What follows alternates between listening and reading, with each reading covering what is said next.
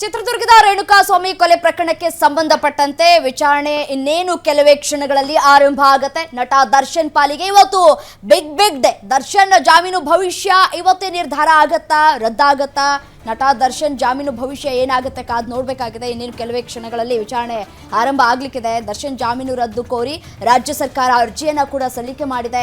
High court ಆದೇಶವನ್ನು ಪ್ರಶ್ನಿಸಿ ಸುಪ್ರೀಂಗೆ ಅರ್ಜಿ ಸಲ್ಲಿಕೆ ಆಗಿರುವಂಥದ್ದು. ಬೇಲ್ ಮಂಜೂರು ಪ್ರಶ್ನಿಸಿ ಸುಪ್ರೀಂಗೆ ಮೇಲ್ಮನವಿಯನ್ನು ಸಲ್ಲಿಕೆ ಮಾಡಲಾಗಿದೆ. ಸುಪ್ರೀಂ ನ್ಯಾಯಮೂರ್ತಿಗಳಾದ ವರ್ದಿವಾಲಾ, ನ್ಯಾಯಮೂರ್ತಿಗಳಾದ ಮಹದೇವನ್ ಪೀಠದಲ್ಲಿ ಅರ್ಜಿ ವಿಚಾರಣೆ ಆಗತ್ತೆ. ಒಟ್ಟು 7 ಜನ ಆರೋಪಿಗಳ ವಿರುದ್ಧ ಇದೀಗ ಅರ್ಜಿ ಸಲ್ಲಿಕೆ ಮಾಡಲಾಗಿರುವಂಥದ್ದು. A1 Pavithra Gowda, A2 Darshan, A6 Jagadish, A7 Anukumar, A11 Nagaraj, A12 M Lakshman, A14 Pradosh ಆರೋಪಿಗಳ ಜಾಮೀನು ರದ್ದು ಕೋರಿ ಸರ್ಕಾರ ಅರ್ಜಿಯನ್ನು ಸಲ್ಲಿಕೆ ಮಾಡಿದೆ. ರಾಜ್ಯ ಸರ್ಕಾರದ ಪರ ಸಿದ್ಧಾರ್ಥ ಲಾರ್ಥ್ರಾ ವಾದವನ್ನು ಮಂಡನೆ ಮಾಡಲಿಕ್ಕಿದ್ದಾರೆ. ಇವತ್ತು ಅರ್ಜಿ ವಿಚಾರಣೆ ಇನ್ನೇನು ಆರಂಭ ಆಗೋದಕ್ಕೆ ಕೆಲವೇ ಕ್ಷಣಗಳು ಕೂಡ ಬಾಕಿ ಉಳಿದಿರುವಂಥದ್ದು. ಏನಾಗುತ್ತೆ ಕಾದು ನೋಡಬೇಕಾಗಿರುವಂಥದ್ದು. ಮುಂದೂಡಿಕೆ ಮಾಡುತ್ತಾ ಏನು ಅಂತ ಹೇಳಿ ಕಾದು ನೋಡಬೇಕಾಗತ್ತೆ. ರಾಜ್ಯ ಸರ್ಕಾರ ಸಲ್ಲಿಸಿರುವಂತಹ ಅರ್ಜಿ ವಿಚಾರಣೆಗೆ ಸಂಬಂಧಪಟ್ಟಂತೆ ಇನ್ನೇನು ಕೆಲವೇ ಕ್ಷಣಗಳಲ್ಲಿ ವಿಚಾರಣೆ ಕೂಡ ಆರಂಭ ಆಗುತ್ತೆ. ಬೇಲ್ ಭವಿಷ್ಯ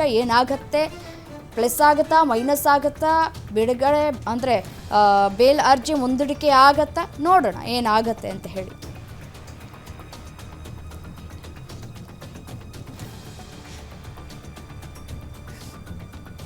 ನಟ ದರ್ಶನ್ ಪಾಲಿಗೆ ಇವತ್ತು ಬಿಗ್ ಡೇ.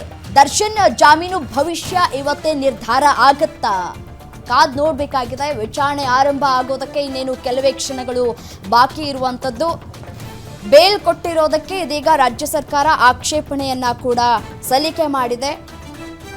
ಯಾಕೆಂತಂದ್ರೆ ಈ ಒಂದು ಪ್ರಕರಣದಲ್ಲಿ ಪ್ರಭಾವ ಬೀರುವಂತಹ ಸಾಧ್ಯತೆಗಳು ಕೂಡ ಇದೆ. ಮತ್ತೊಂದು ವಿಚಾರ ಏನಪ್ಪಾ ಅಂತಂದ್ರೆ, ಬೇಲ್ ಪಡ್ಕೊಂಡಿರೋದು ದರ್ಶನ್ ಅವರು ಬೆನ್ನು ನೋವಿನ ಸಮಸ್ಯೆಯಿಂದಾಗಿ ಸಾಕಷ್ಟು ತೊಂದರೆ ಆಗ್ತಾ ಇದೆ ಅಂತ ಹೇಳಿ ಆ ಒಂದು ವಿಚಾರವನ್ನ ಮೊದಲಿಗೆ ಅವರು ಹೇಳಿ ಬೇಲನ್ನು ಪಡ್ಕೊಂಡಿದ್ರು. ಆ ನಂತರ ಅವರು ಬೆನ್ನು ನೋವಿನ ಆಪರೇಷನ್ ಏನೂ ಕೂಡ ಮಾಡ್ಕೊಂಡಿಲ್ಲ, ಬಟ್ ಆದರೆ ಚಿಕಿತ್ಸೆಯನ್ನು ಪಡೆದುಕೊಳ್ತಾ ಇದ್ದಾರೆ. ಈಗ ಶೂಟಿಂಗಲ್ಲೂ ಕೂಡ ಬ್ಯುಸಿ ಆಗಿರುವಂಥದ್ದು, ತಮ್ಮದೇ ಕೆಲಸ ಕಾರ್ಯಗಳಲ್ಲಿ ಬ್ಯುಸಿ ಆಗಿದ್ದಾರೆ. ಸೊ ಏನಾಗುತ್ತೆ ಜಾಮೀನಿನ ಭವಿಷ್ಯ ಕಾದು ನೋಡಬೇಕಾಗಿದೆ. ಇವತ್ತು ಅರ್ಜಿ ವಿಚಾರಣೆಯನ್ನು ಸುಪ್ರೀಂ ಕೋರ್ಟ್ ನಡೆಸುತ್ತೆ. ವಿಚಾರಣೆ ಇನ್ನೇನು ಆರಂಭ ಆಗಲಿಕ್ಕಿದೆ. ಸಿದ್ಧಾರ್ಥ ಲಾಥ್ರಾ ವಾದವನ್ನು ಮಂಡನೆ ಮಾಡಲಿಕ್ಕಿದ್ದಾರೆ.